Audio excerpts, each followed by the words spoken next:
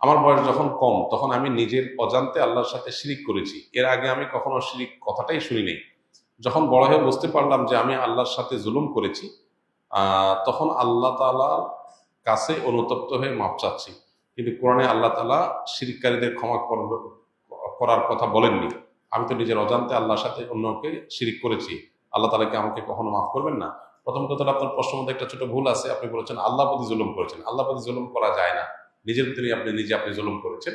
আর উত্তরে আসি যে আল্লাহ তাআলা শিরক মাফ করেন না। ইন্নাল্লাহা লা ইয়াগফিরু আন ইউশরাকা বিহি, আল্লাহর সঙ্গে শিরক করলে সেটা আল্লাহ মাফ করবেন না। এটার মিনিংটা কি?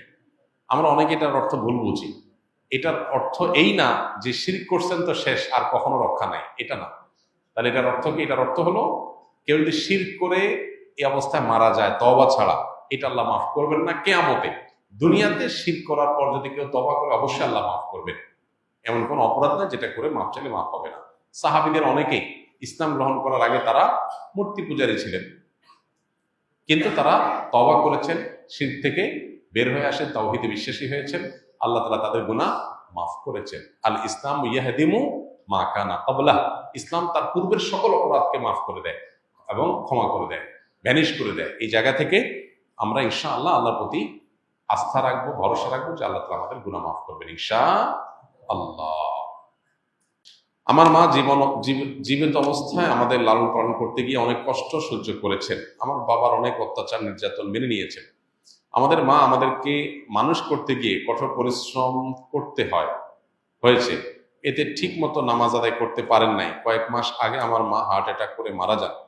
আমি তা জানি না আমার মা কতটুকু আমল করেছে। আমি তো জানি না আমার মা কতটুকু আমল করেছে। আমি যদি প্রতি রাতে সূরা মুলক পাঠ করে আল্লাহর কাছে আমার মায়ের জন্য দোয়া করি, তাহলে কি আমার মায়ের কবর আযাব মাফ হবে? মৃত্যুর পর আমি আমার মাকে প্রায় স্বপ্নে দেখতে পাই। তিনি যে কয়েকবার স্বপ্নে দেখা দিয়েছেন, তাতে আমি হাসি খুশি মুখ দেখতে পাই। একটু বিস্তারিত জানাবেন। প্রথম কথা হলো ভাই, আমাদের প্রিয়জনরা যখন কেউ চলে যায় দুনিয়া থেকে, তখন তাদের জন্য আমরা আল্লাহর কাছে ইস্তেগফার করবো, ক্ষমা প্রার্থনা করবো।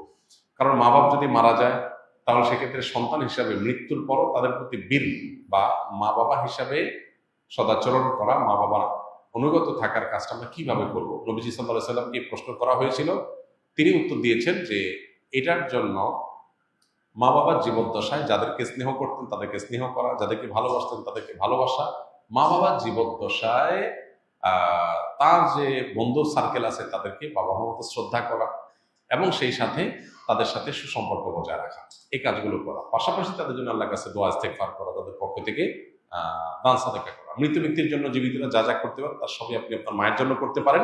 স্পেশালি আপনার মায়ের জন্য আপনি যেমনটি বললেন যে কোরআন কারীম তেলাওয়াত করে আল্লাহর কাছে দোয়া করেন যে আল্লাহ এর সওয়াব আপনি আমার মাকে দেন। আশা করেন যে আপনার মা সেটা পাবেন ইনশাআল্লাহ। তাদের তরফ থেকে দান দক্ষিণা করা, এটা সবচেয়ে কার্যকর। দোয়ার পরে সবচেয়ে কার্যকর কাজ হলো দান দক্ষিণা করা। ইনশাআল্লাহ আপনার মায়ের জন্য আপনার দোয়াকে আল্লাহ কবুল করবেন।